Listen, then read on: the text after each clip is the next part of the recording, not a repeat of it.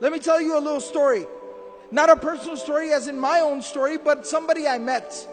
I was talking about this one time in the khutbah of Jumu'ah, Friday khutbah in a community in the States. Afterwards, a brother, he came up to me. And you know, sometimes people just have that look in their eye. They have that look in their eyes like they have a story to tell. He had that look. And he walked up to me and he said, brother, what you just talked about really personally hit home for me. And I talked about the death of Khadija, the death of Abu Talib. Such a serious thing. So I said, please tell me, how did it hit home for you? I sat him down, I said, please tell me your story.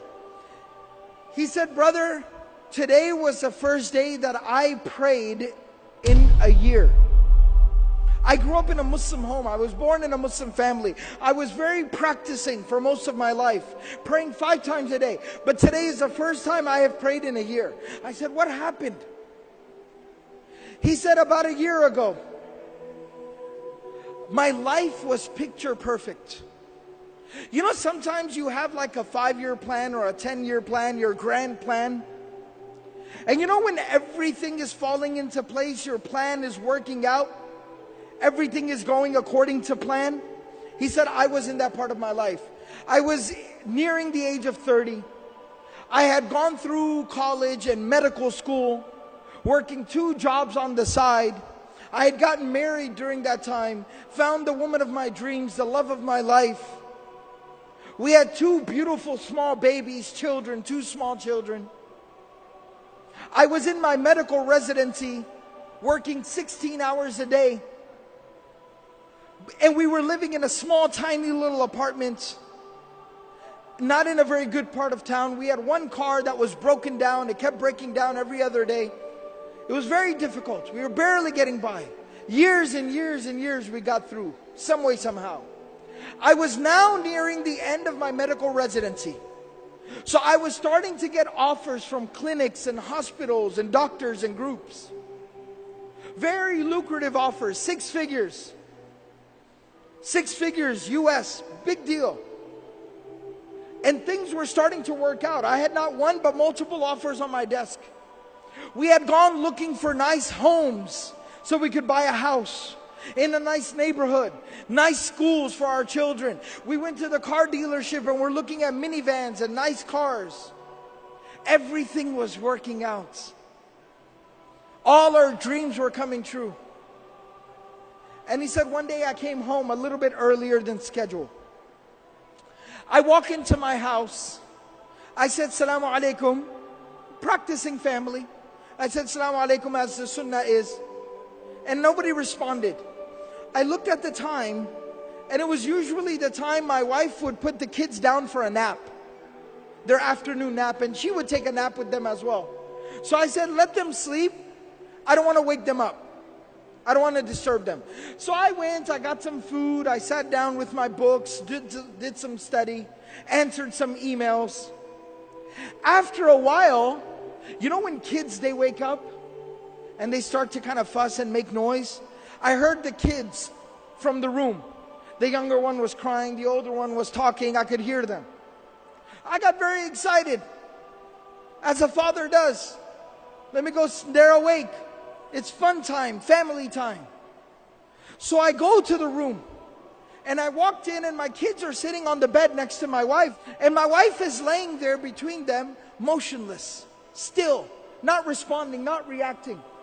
And it looked wrong.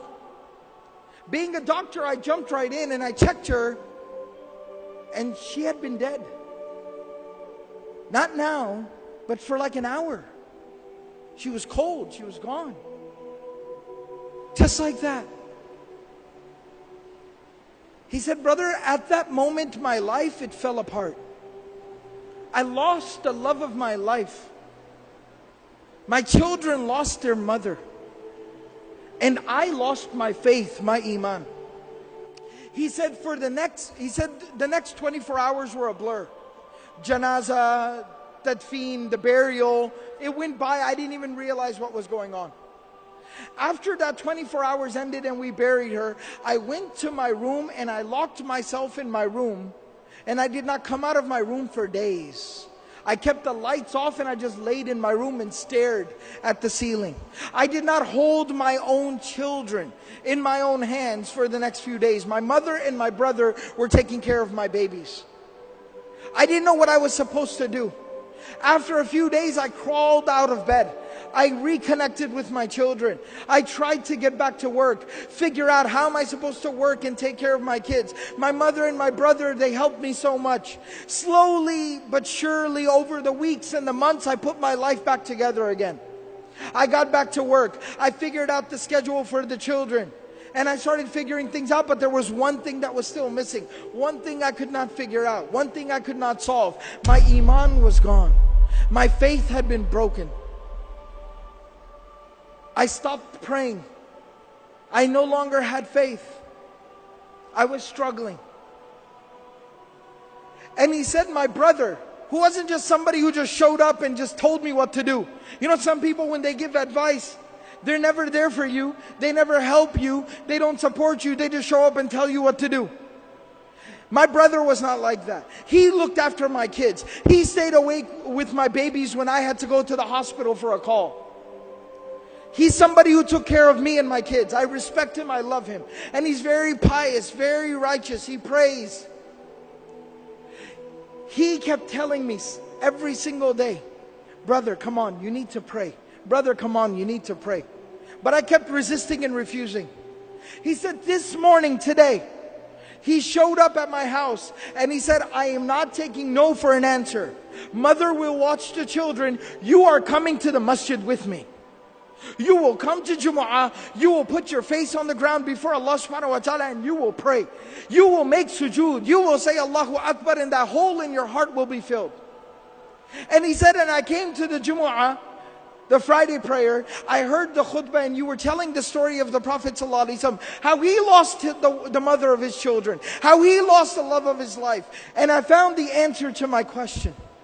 It made sense to me again. Think about this. After going through so much tragedy, how does somebody continue?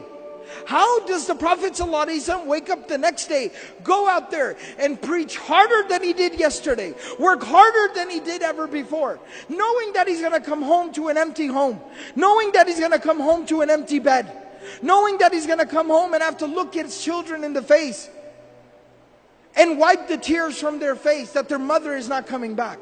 How did he persevere? How did he continue? It was at that moment that Allah subhanahu wa ta'ala provided him a solution.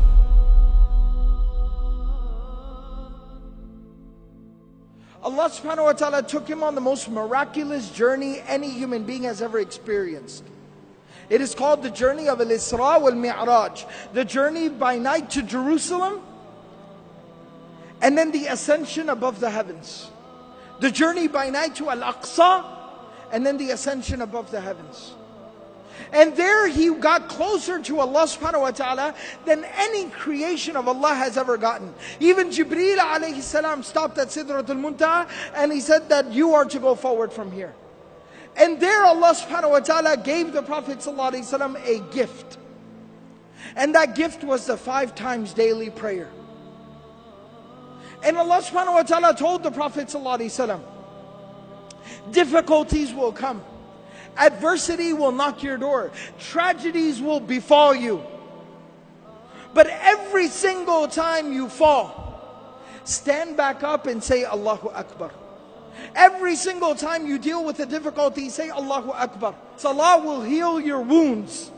It'll solve your problems. It'll ease your difficulties.